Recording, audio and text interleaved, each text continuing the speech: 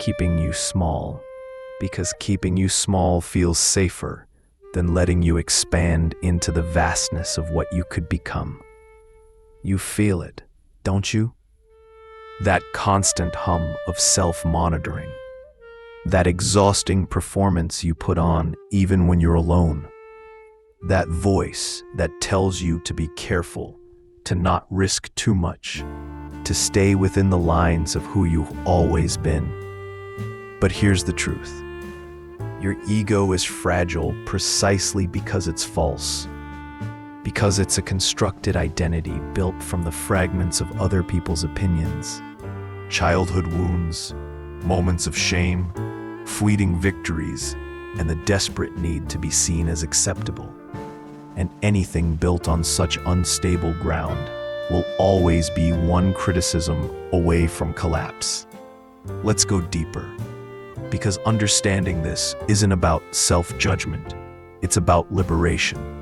It's about recognizing that the very thing you've been defending, this carefully curated image of who you are, is the prison for your ego to die alone.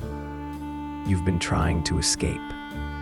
The human ego is like a house of cards, magnificent in its complexity, impressive in its construction, but requiring constant vigilance to maintain.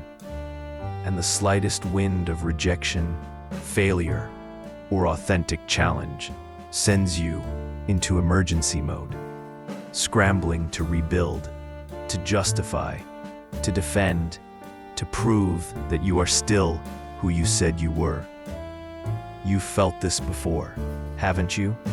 That moment when someone questions your competence, your character, your worth, and suddenly your entire body responds as if you're under attack. Heart racing, mind spinning, emotions flooding, because to your ego, you are under attack. Not your physical body, but something it considers far more important: the story of you. What no one tells you is that this fragility isn't a personal failing. It's a human design flaw, or rather, it's a feature that became a bug.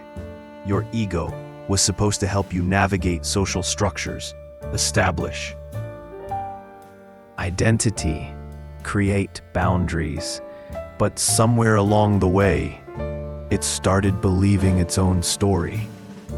Started thinking the character you play is the totality of who you are. And now it defends that character with the desperation of something fighting for its life. Because in a very real sense, it is. The mind creates this pattern because survival, for social creatures like us, has always been about belonging. And belonging has always required becoming. Becoming acceptable, becoming valuable, becoming worthy of inclusion.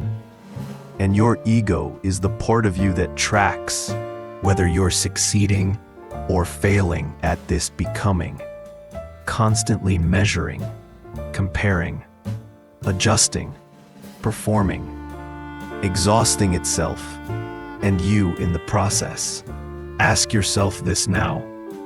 When was the last time you did something, said something, or chose something purely because it was true to you, without filtering it through the question of how it would make you look?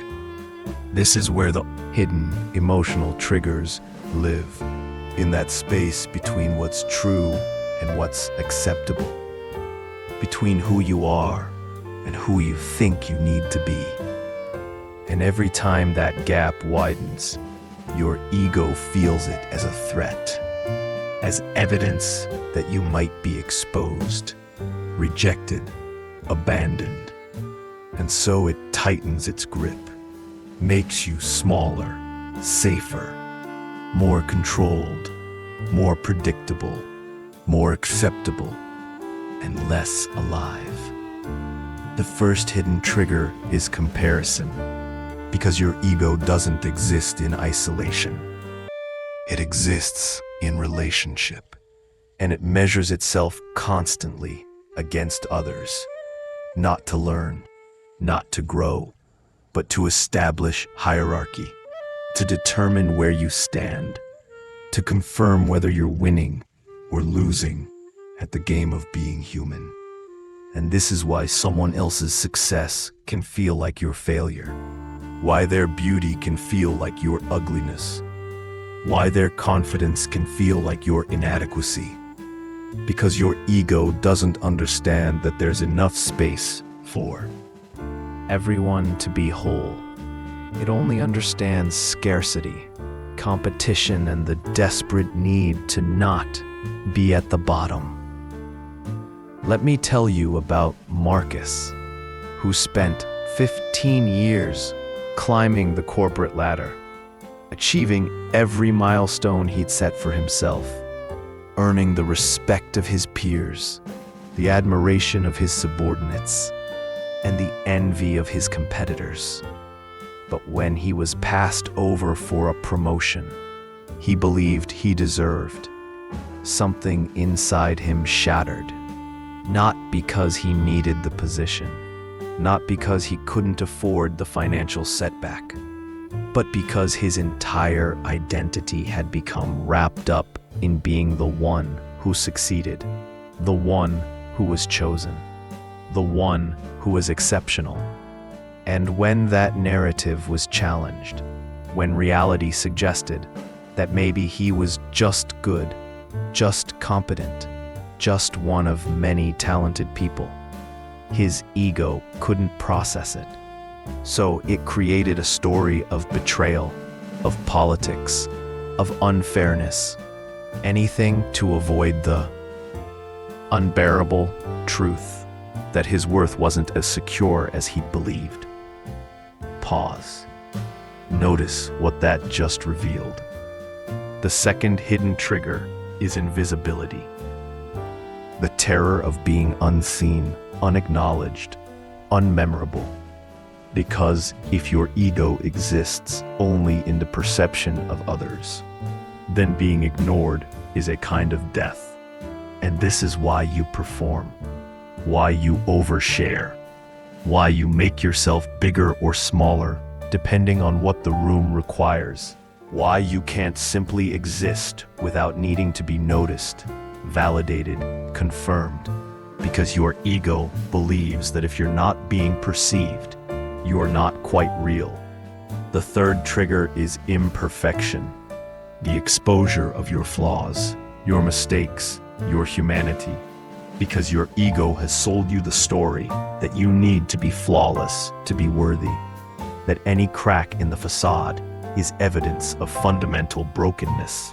And so you hide, you perform, you curate, you edit yourself in real time, exhausting yourself, trying to be the version of you that never stumbles, never doubts, never reveals the messy, contradictory, beautifully human truth of who you actually are. But here's the truth. These triggers only have power because you've given your ego permission to define your worth. And the moment you begin to separate your being from your ego's narrative, the moment you recognize that you are not the character you've been playing, everything changes. What no one tells you is that the ego's fragility is actually its weakness, its fatal flaw, because something so brittle, so dependent on external validation, so easily threatened, can never actually keep you safe.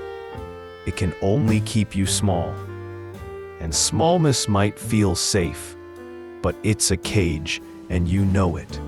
You feel it every time you shrink yourself to fit into spaces that were never meant for you.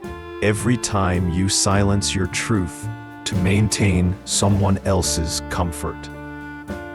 Every time you choose acceptance over authenticity.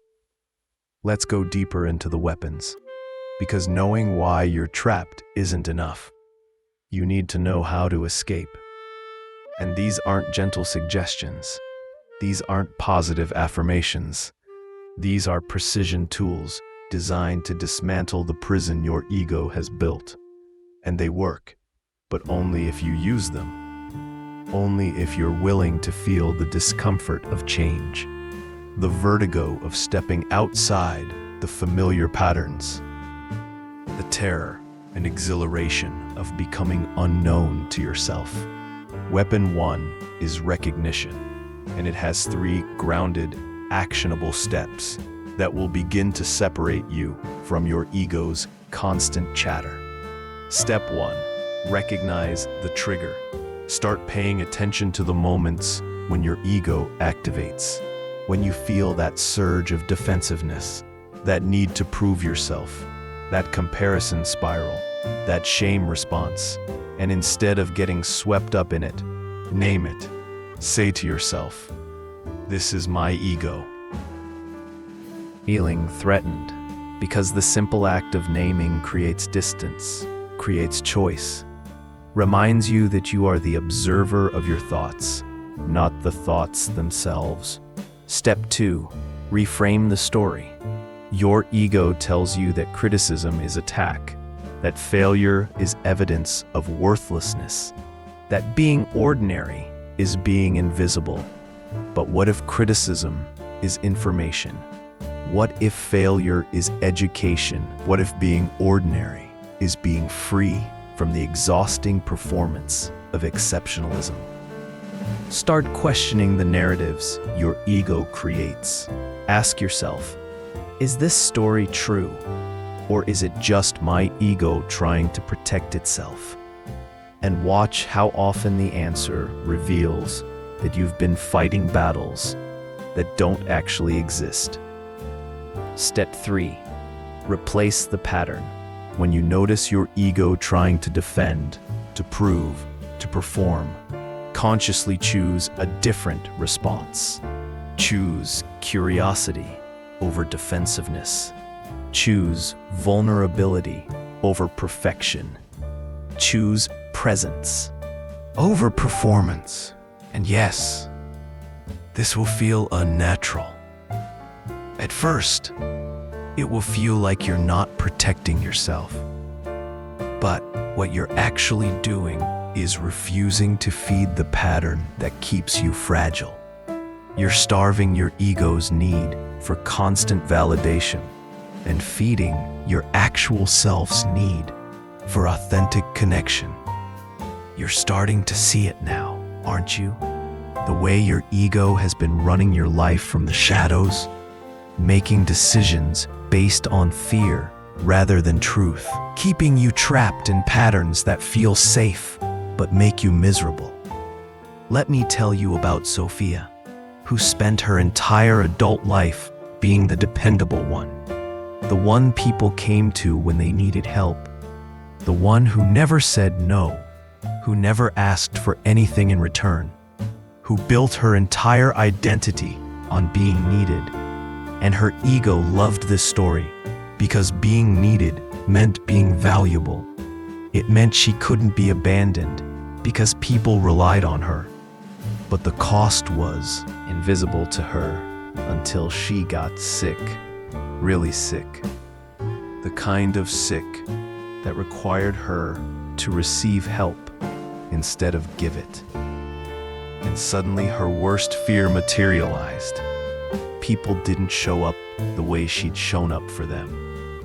Not because they didn't care, but because she'd never taught them how to care for her. She'd never revealed her needs, her struggles, her humanity. And in that moment of forced vulnerability, her ego's story collapsed. The story that her worth was conditional on her usefulness. And what she discovered in the rubble was devastating and liberating. She was still here, still whole, still worthy, even when she had nothing to offer, even when she was broken and needy. and imperfect. And that realization didn't come from positive thinking. It came from the forced confrontation with her ego's lie. Pause. Notice what that just revealed about your own patterns, about the ways you've made your worth conditional, about the performance you've been sustaining that's slowly killing your authentic self. Weapon 2 is exposure. And this is where most people resist, because exposure feels dangerous. It feels like you're removing your armor in the middle of a battle. But what if the armor is actually what's hurting you? What if the weight of maintaining your image is heavier than the risk of being seen as you actually are? Step 1. Recognize the trigger. Pay attention to the moments when you feel the urge to hide, to curate, to present a polished version of yourself. Notice when you're about to edit out your uncertainty, your confusion, your very human mess. And in that moment, pause, because that's your ego trying to control how you're perceived, trying to manage the narrative, trying to keep you safe by keeping you false. Step 2. Reframe the story. Your ego tells you that showing weakness is dangerous, that revealing doubt makes you less credible, that admitting mistakes makes you less valuable. But what if the opposite is true? What if your humanity is actually what creates connection? What if your willingness to be imperfect is what gives others permission to be imperfect? What if the vulnerability you're terrified of is actually the bridge to the authentic relationships you've been craving? Start experimenting with small exposures. Share something you usually hide.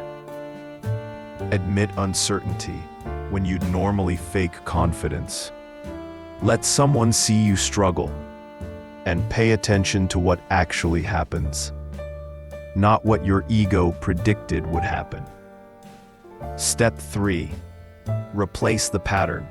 Instead of armoring up, practice showing up.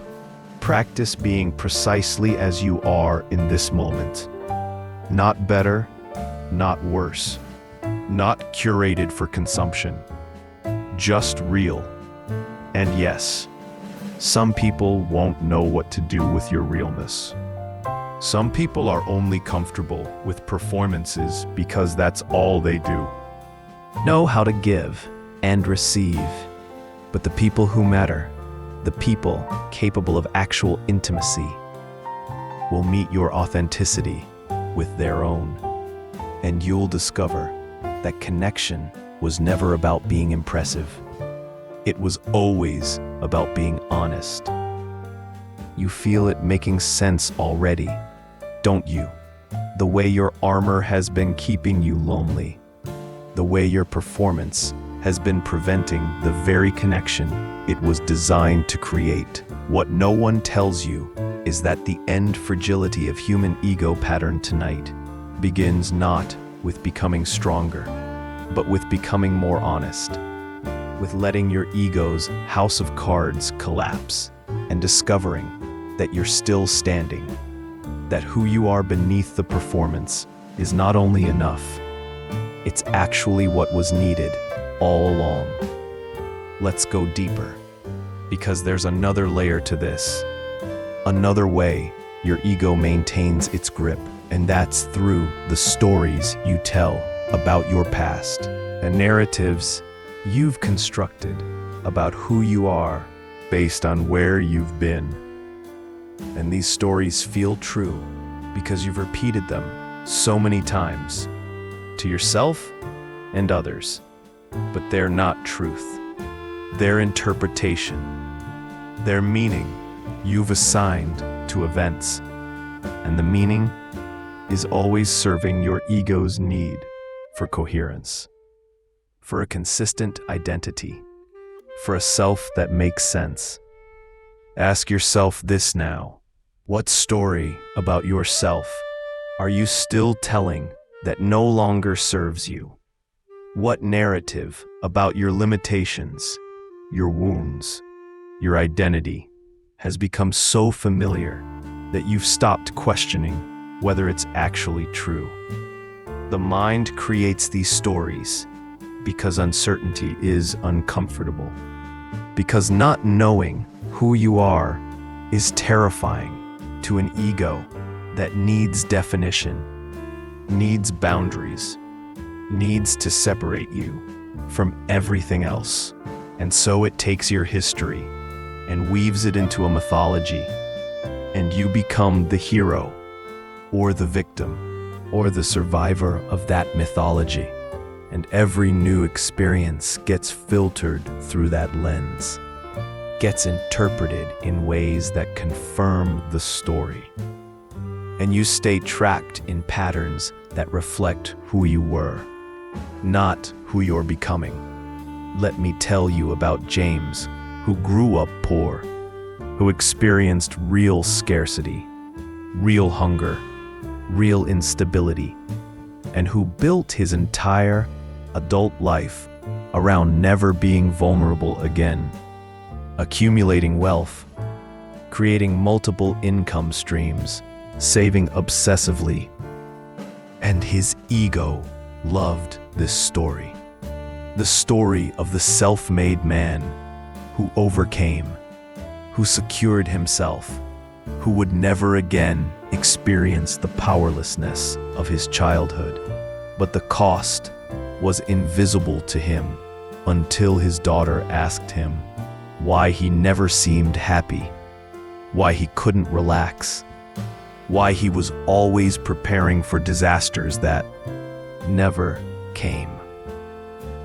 And in that moment, he recognized that his ego had kept him trapped in a war that had ended decades ago. That he was still living as if he was that scared child, still making decisions from scarcity, even though he'd created abundance. And the fragility of his ego was revealed in his inability to update his story, to recognize that he was no longer who he'd been, that he could choose differently, that security wasn't something to accumulate, but something to experience in the present moment. Pause. Notice what that just revealed about the ways you're still living from old wounds, old fears, old versions of yourself that no longer match your reality. Weapon 3 is reauthoring, and this is where you take back your pen, where you stop letting your past dictate your present, where you recognize that you are not a fixed entity, but an ongoing process, always changing, always evolving, always capable of writing a new chapter. Step 1. Recognize the trigger. Pay attention to the moments when you hear yourself saying, "I'm just not that kind of person," or "I've always been this way," or "This is just who I am." Because these statements are your ego creating false permanence, creating an identity that feels solid and therefore safe. But that solidity is a cage. It's a limitation disguised as self-knowledge. Step 2, reframe the story. Your ego tells you that consistency is integrity, that changing means you were fake before, that evolving means you're unstable. But what if change is actually the most honest thing you can do? What if growth requires shedding old identities? What if the self you're defending is just one version among infinite possibilities? Start separating your being from your story. Start seeing your past as something that happened to you, rather than something that defines you. Start experimenting with saying, "I used to be someone who," instead of I am someone who, and feel the space that creates, the permission it gives you to be different. Step 3. Replace the pattern. Consciously choose to act in ways that contradict your old story. If your story is that you're shy, speak up. If your story is that you're not creative, create something. If your story is that you're damaged, act from wholeness. And yes, this will feel fake at first. It will feel like you're performing, but what you're actually doing is discovering that your identity is more fluid than your ego wants you to believe. You're proving to yourself that you can be multiple things, that you contain multitudes, that the box you've been living in was never as solid as it seemed. Isn't just about how others see you. It's about how you see yourself. And this is perhaps the deepest layer. The most painful truth, which is that you don't actually like yourself very much. Not the real you. Not the you beneath the performance.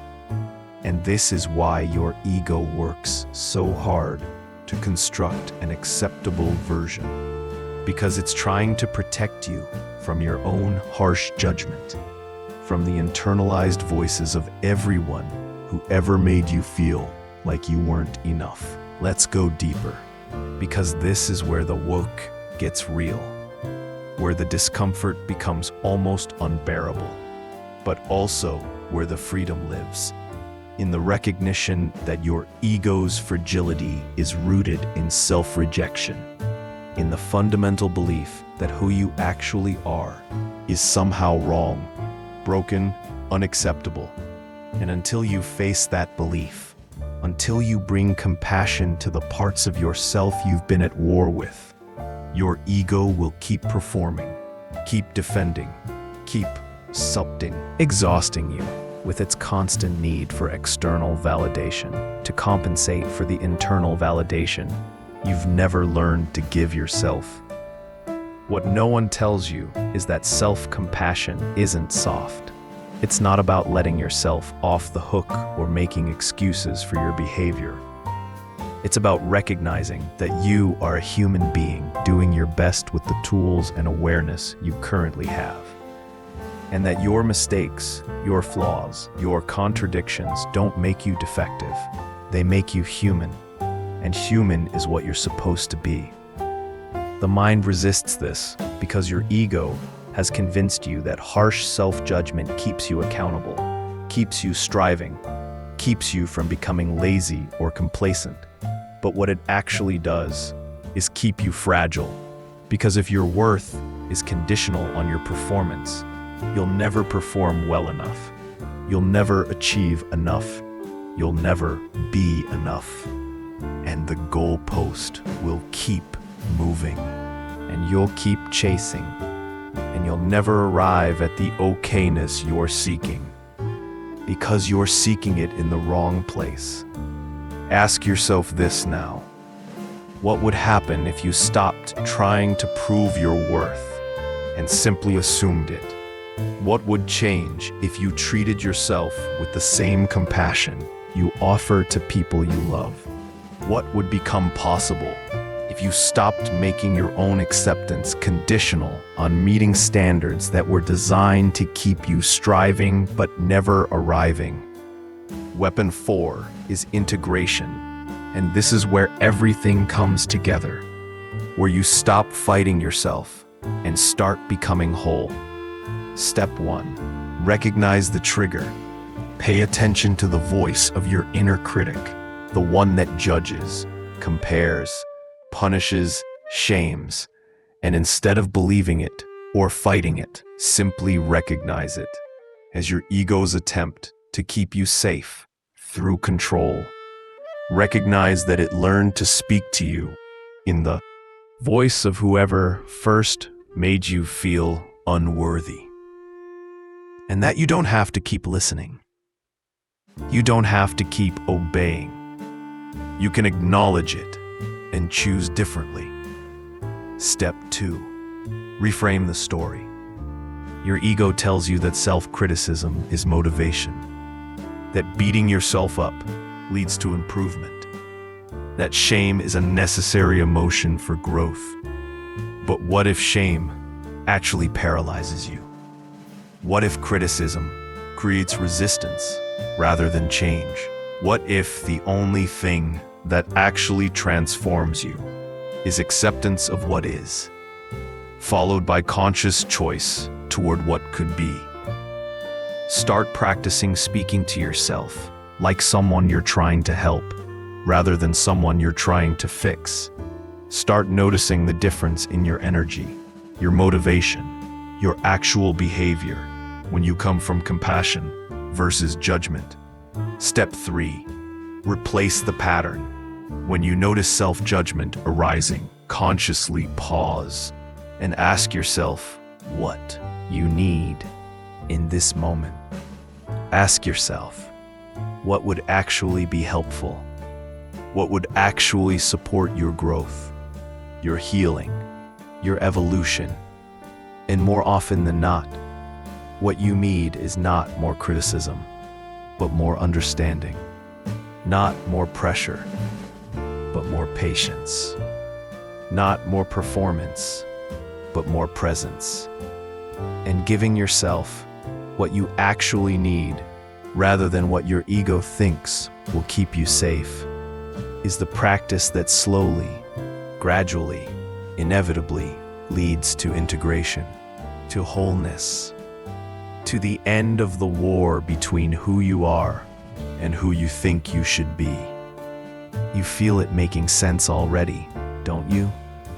The way your harshness toward yourself has never actually made you better, only smaller, only more defended, only more fragile. Let's go deeper still, because there's a final layer to this fragility, and it's the ego's relationship with death. Not just physical death, but ego death. The death of who you thought you were. The death of your carefully constructed identity. The death of your stories, your defenses, your illusions. And this is what your ego fears most. Not criticism, not rejection, not even abandonment, but the dissolution of itself, the recognition that it was never real in the first place, that it was always just a thought structure, a mental construction, a character you've been playing, and that the real you, the awareness beneath the character, doesn't need defending because it can't be threatened, it can't be diminished, it can't be destroyed. What no one tells you is that the fragility of human ego psychology fix requires a kind of dying, requires letting your false self collapse. And this feels terrifying because your ego has convinced you that it is you, that its death is your death. But every person who has gone through this process, who has allowed their ego structures to crumble, who has sat in the discomfort of not knowing who they are, reports the same thing on the other side. Relief, spaciousness, freedom, the discovery that they're still here, still whole, still functioning, but no longer imprisoned by the constant need to defend, to prove, to perform, to maintain an image that was always exhausting to uphold. The mind creates this final defense because ego death feels like annihilation. But what's actually being annihilated is only the false, only the constructed, only the limitation. And what remains is something far more vast, far more resilient, far more capable than the small self your ego was trying to protect.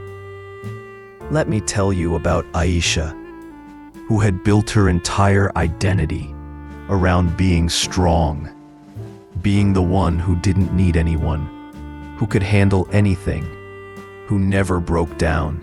And her ego loved this story because it made her feel powerful, invulnerable, superior to people who were messy with their emotions, who asked for help, who admitted struggle. But when her partner left her, not because of a dramatic betrayal, but simply because they couldn't connect with her, couldn't reach her beneath her armor, couldn't find intimacy with someone who refused to be vulnerable, something inside her finally cracked, and she spent weeks in a kind of free fall, not knowing who she was if she wasn't strong, not knowing how to be if she couldn't control how she was perceived. And her ego fought desperately to rebuild, to create a new story, to find a new identity to inhabit. But she was too exhausted to keep performing, too broken to keep pretending. And in that exhaustion, in that brokenness, she discovered something unexpected. She discovered that she could just be, that she didn't need a story, didn't need an identity, didn't need to be anyone in particular, that she could exist without definition, and not only survive, but actually feel more alive than she'd ever felt, more present, more real, more connected to herself and to others.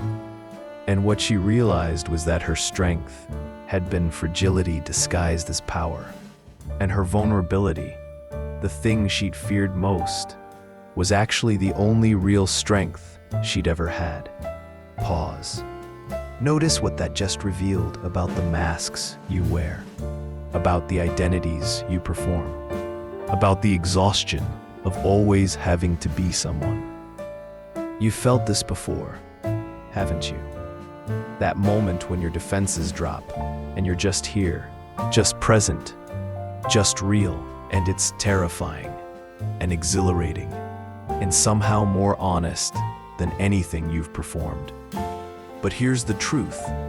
Integration isn't a destination. It's a practice. It's the ongoing choice to meet yourself with honesty and compassion, to notice when your ego is activating and choose presence over performance, to recognize that your worth isn't something you earn or prove, but something you are, inherently, unconditionally, regardless of what you achieve or how others perceive you.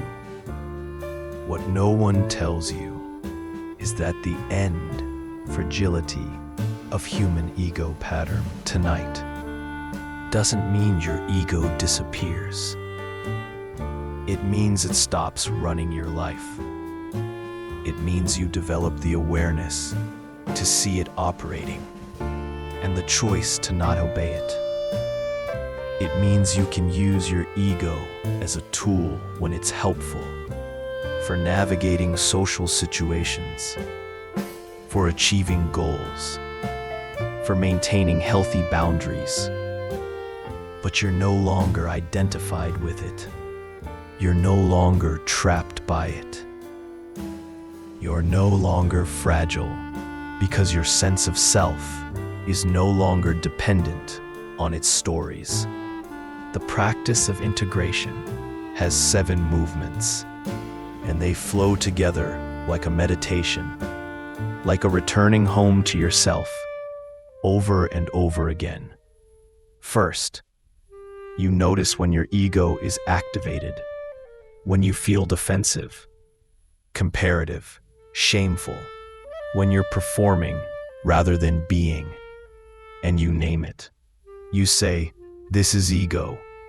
And that naming, sensations in your body, the tightness, the heat, the contraction, because your ego isn't just mental, it's embodied. And feeling it helps you recognize it's just sensation, just energy, not truth. Third, you breathe consciously, deeply, because breath brings you back to the present moment.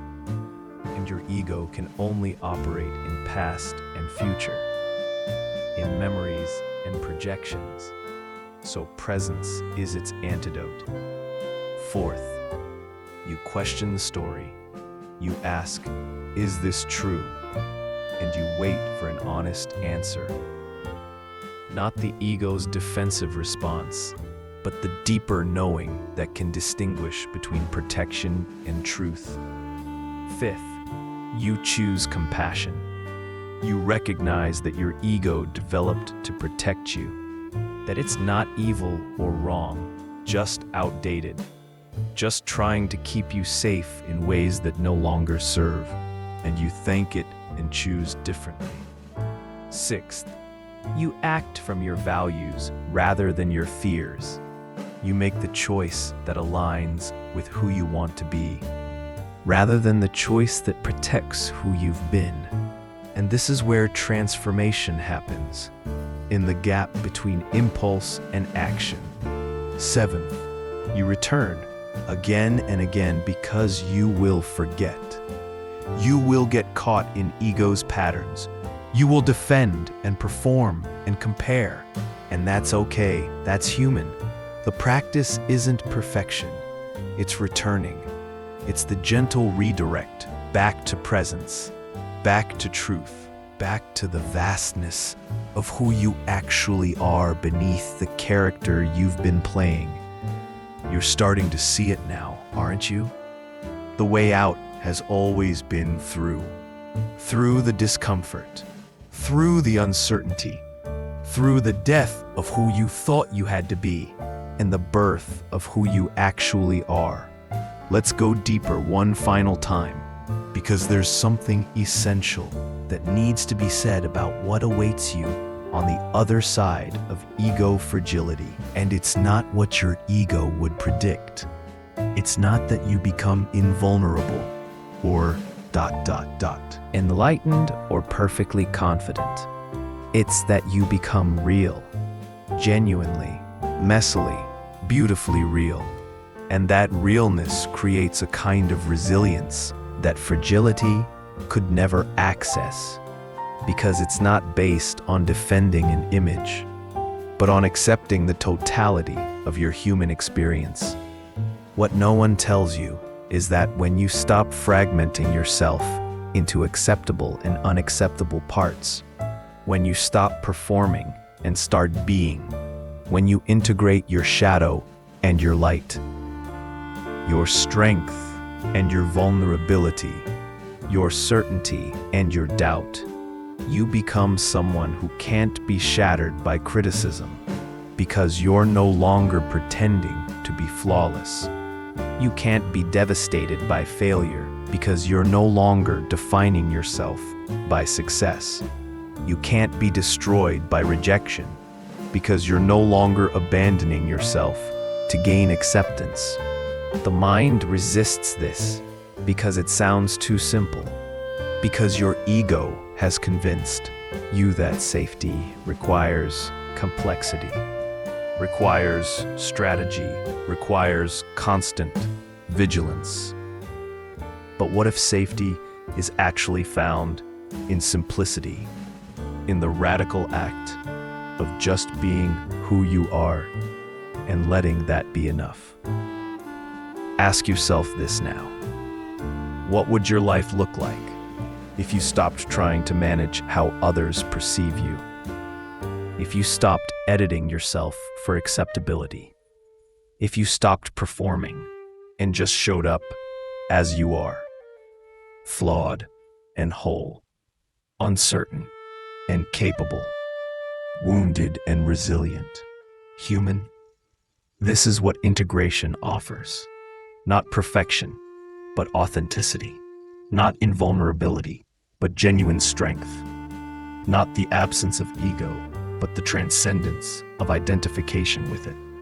And from this place, you can engage with life fully, playfully, courageously, because you're no longer protecting a fragile image.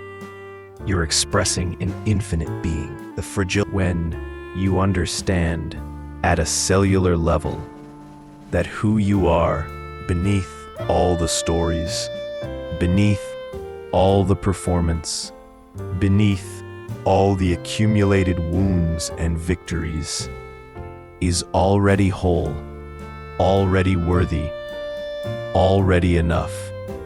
And this understanding doesn't come from thinking about it. It comes from the lived experience of dropping your armor and discovering you're still safe, of being honest and discovering you're still loved, of failing and discovering you're still whole, of being completely yourself and discovering that was what was needed all along. You feel it making sense already, don't you? The way your ego's protection has been a prison. The way your performance has prevented the very connection and success and peace you've been seeking. The way the path to strength has always been through vulnerability, through honesty, through the terrifying and liberating act of just being who you are. But here's the truth, and this is what brings it all together. Your ego isn't the enemy. It's been trying to help you survive in the only way it knows how. By making you acceptable. By keeping you safe through conformity, through performance, through the constant monitoring and adjustment of your behavior to match what it thinks the world requires.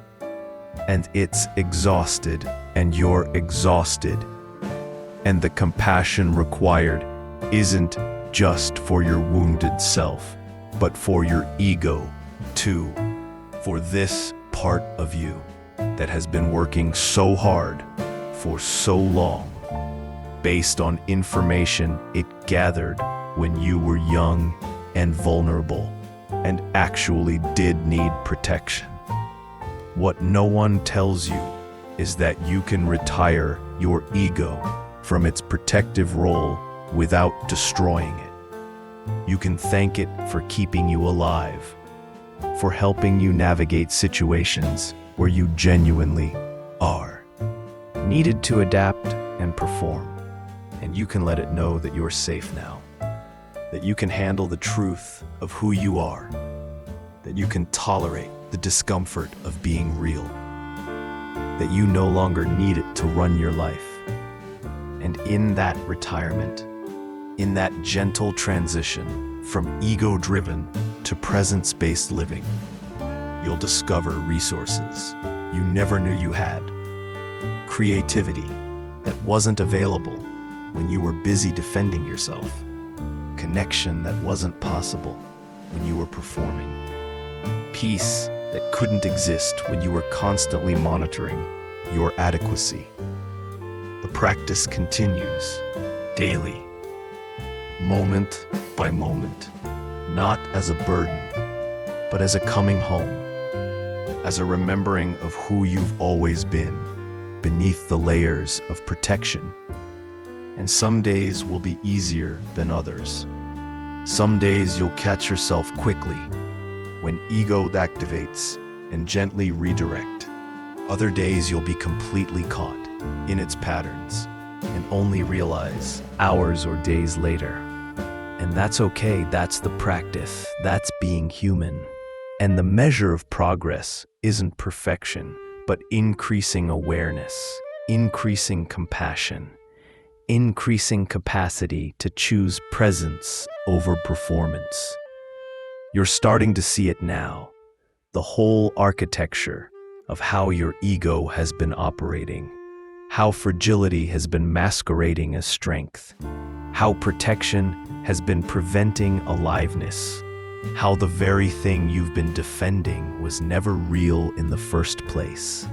And this seeing is the beginning of freedom, because you can't change what you can't see. You can't transcend what you're still identified with. You can't integrate what you're still rejecting. But now you see, now you know. Now you have the weapons, the understanding, the practice, and all that remains is the choice, moment by moment, to return to truth, to return to presence, to return to the vastness of who you actually are. And that choice is available right now, in this moment, not someday when you're more prepared, or more healed, or more enlightened, but now, exactly as you are, fragile, ego, and all. Because the paradox is that you don't transcend ego fragility by becoming less fragile. You transcend it by accepting your fragility, by being honest about it, by no longer pretending to be other than you are. And in that acceptance, something shifts. Something softens. Something opens. And you discover that the strength you've been seeking was never in the armor. It was always in the willingness to be vulnerable, to be real, to be completely, messily, beautifully human. And from that place, from that groundedness in your actual experience, rather than your curated image, you can finally stop defending and start living, stop performing and start being, stop shrinking and start expanding into the fullness of your human potential. And this isn't a destination you arrive at. It's a direction you move in. It's a practice you return to. It's a choice you make again and again to be here, to be real, to be free from the prison of ego fragility and alive in the spaciousness of authentic being. And you're already beginning, already shifting, already feeling the possibility of what awaits when you stop trying to be someone and simply allow yourself to be. And that's enough. You're enough right now, exactly as you are. And that truth, that simple, revolutionary truth, is what finally sets you free. You keep second-guessing yourself after every conversation, replaying what you said, analyzing how they looked at you, wondering if you were too much or not enough. And tonight, we're going to expose it. Because what you're experiencing isn't weakness. It isn't insecurity in the way you've been taught to understand it. It's something far more fundamental and far more fragile.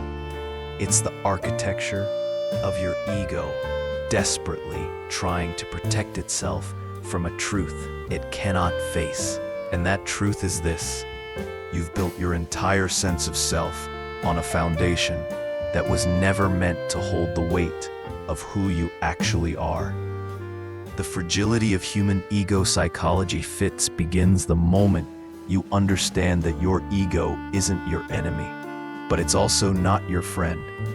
It's a survival mechanism that has overstayed its welcome. A security system still running protocols designed for a version of you that no longer exists. And right now, in this moment, it's